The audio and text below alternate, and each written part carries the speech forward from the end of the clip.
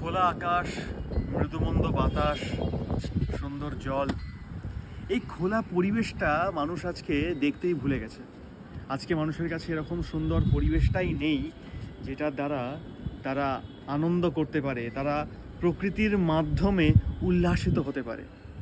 মানুষ এখন ধীরে ধীরে ছোট্ট একটি জায়গার মধ্যে বন্দি হতে হতে হতে হতে হতে হতে একদম ছোট্ট খাঁচার মধ্যে চলে এসেছে, যার কারণেই আমাদের এত রোগ, এত প্রতিবন্ধকতা, এত সমস্যা শারীরিকভাবে এবং মানসিকভাবেও।